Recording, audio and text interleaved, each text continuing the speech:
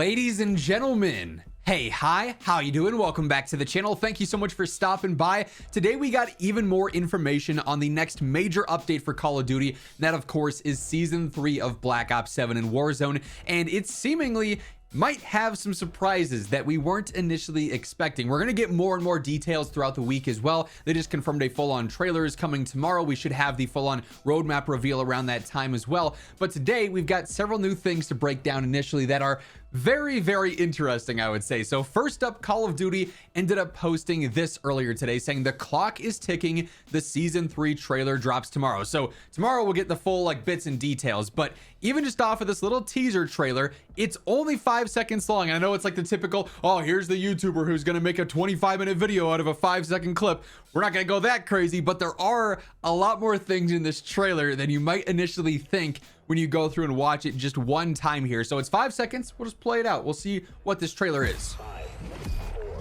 4, 3, 2, 5. So for one, I don't know if there's anything to the countdown timer breaking saying 5, 4, 3, 3, 3. It's season 3. Maybe that's it. But just listen to the trailer outright. 5, Especially right there. 5.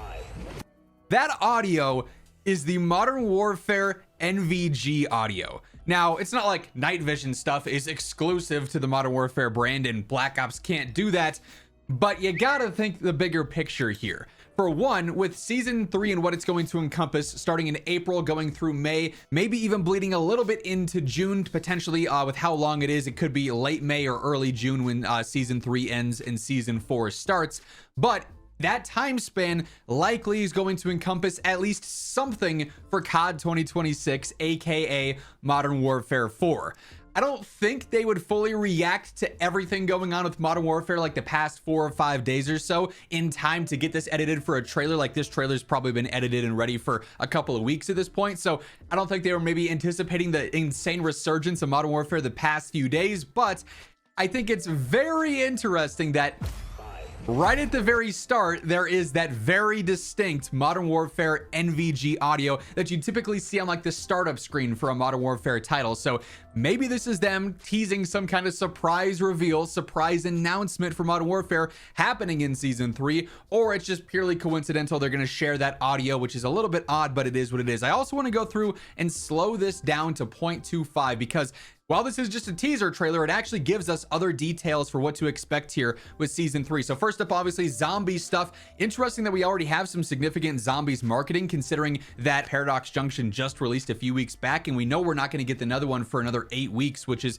maybe mid-season, maybe even season 4 if this is a shorter season. But we're going to have some significant zombies updates coming with season 3. We see that teased initially here. I'm going to mute the audio for you guys because it's real bad in slow-mo. That's a little interesting that we're getting like this radar blip. This also seemingly has always been like a sort of Modern Warfare thing with the blips and like the little radar screens.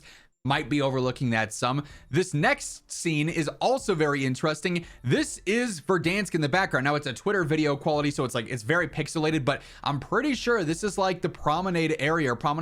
There's those little apartments there, the firehouse as well. And this is a new POI. There's some kind of like launch site or something going on over here near all of the like construction area by Hills, I believe is where that's at on Verdansk. If you want to, toss out your ideas down in the comments below, go for it. But this does look like there's some kind of new POI update, new area, or addition to the map that we haven't had in some time. I've said for a while now, they got a lot of hype with Verdansk when that came back, and then they just like barely updated it. They've done very, very minimal things outside of like downtown and a few things here and there, stadium, things that we've seen before to an extent. So new POI updates on Verdansk, more than welcome, long overdue. It does seem they're teasing that a little bit there with whatever that is. Another kind of like launch, explosion, cinematic trailer stuff for Call of Duty, of course. More zombie stuff with green eyes and like the glowing eyes like what we saw at the start. Could be the new mode that's been leaked for a little bit with battle or whatever.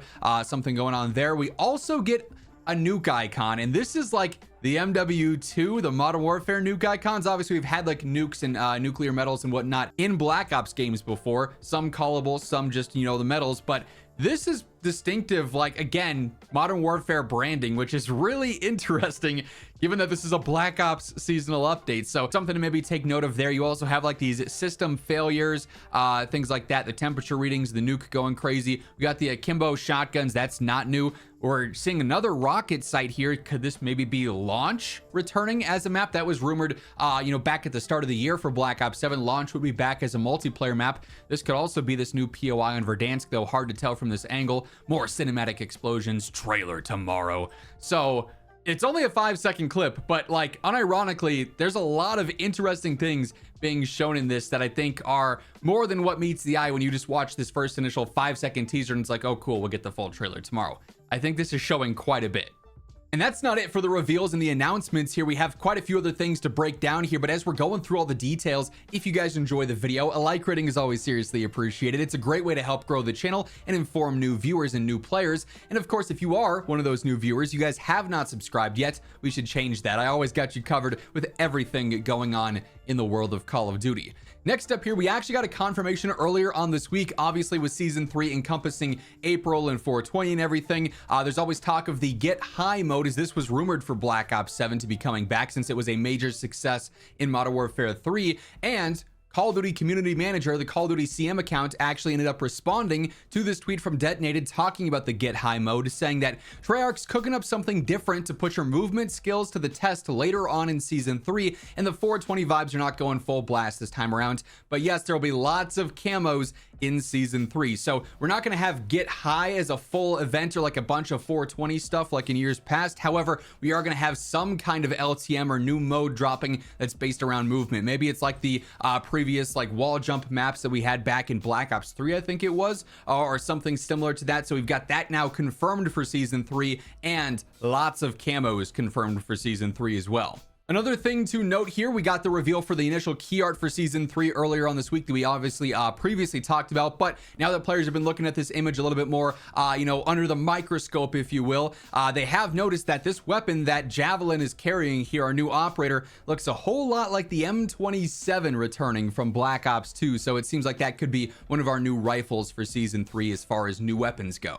Now, we also ended up getting some surprise update patch notes today as well. At the March 24th update, some changes in multiplayer, in general Black Ops 7, and then also quite a few over in Warzone as well. So on the multiplayer front here, Clifftown, they addressed some more spots that allowed players to get out of unintended sightlines. In Infected, they addressed issues where players would not be kicked from the match due to inactivity after receiving an inactivity notice. They also added it to private match. With the Deadeye drone, they removed the sniper glint from allied Deadeye drones in ranked play, addressed an issue where players would not see their SR change when choosing stay with team. Then also best play and winner circle no longer show when there's a match cancellation. And then in in-game, just one update here, address an issue that can prevent players from equipping event camos in-game there as well. So just some minor updates on the multiplayer than on the in-game front. However, on the Warzone side of things, we actually ended up getting quite a bit more here. So a couple of Black Ops Royale gameplay updates. Wingsuit controls. Distance after a ledge jump when using keyboard and mouse has been adjusted. Players should use the intermittent W presses to help maintain altitude. There will be better mouse and keyboard controls with wingsuits coming in season 3. With the redeploy towers, they made these more viable options in later circles, so hopefully that just means more there. Slightly increase the drop chance of the armor satchel from supply boxes. With the strongbox crack, increase the amount of strong boxes that spawn at the beginning of a match. With the surprise shipping, increase the amount of shipments that spawn at the beginning of the match. Increase the drop chance of a safecracker USB from surprise shipments from 33 to 40%. With the surveillance drone, increase the amount of drones that spawn at the beginning of a match. Increase the drop chance of the safecracker USBs from these as well, up to 33%. Then also elimination audio adjusted the sound players here after eliminating a player. We also saw some interesting weapon updates here. So on the Egret 17 in Battle Royale and Resurgence only, they reduced the horizontal recoil and deviation a little bit, so it's going to be even easier. Also in Battle Royale and Resurgence, on the Tatter stock, control benefit improved. Then on the control stock as well, same deal there. With the Maddox in all modes here, they nerfed its first damage range a little bit there, then also its second damage range and its max range. So in general here, the Maddox's range is worse. It's still going to be a low recoil, pretty consistent option though. Then also in Battle Royale and Resurgence only, the recoil was increased by 10%, remained a top picked AR due to its ease of use and strong damage output. We've toned down those slightly.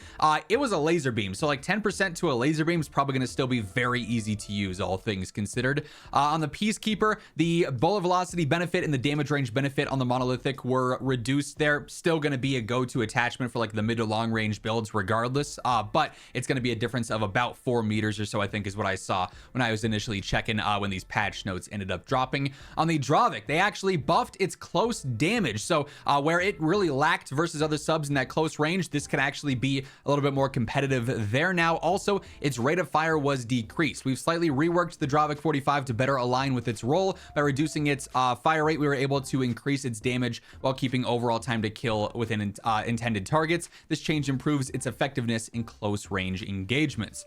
On the XM325, its range got buffed in general here, so that'll be a little bit better now. Velocity was also buffed, upper torso multiplier buffed, then in Battle Royale and Resurgence only, recoil was reduced there. On the Swordfish, it gets a range buff, so it's going to be even more effective there. ADS speed improved, burst interval delay improved as well, so it's going to be more aggressive. That sounds good. Then also with the Pentaburst mod, the velocity penalty was reduced and the recoil penalty was reduced as well, so that's even more effective there. Liking the buffs on this, honestly. Like, there's a lot of good buffs in general with these surprise notes here today.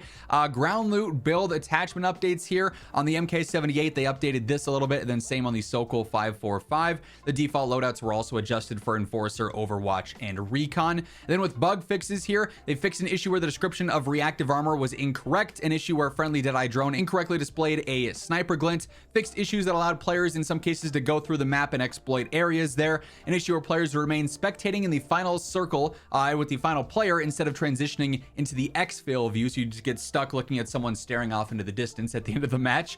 Fixed an issue where players could position themselves that prevented the Cradle Breach Mangler from engaging, making it too easy to beat.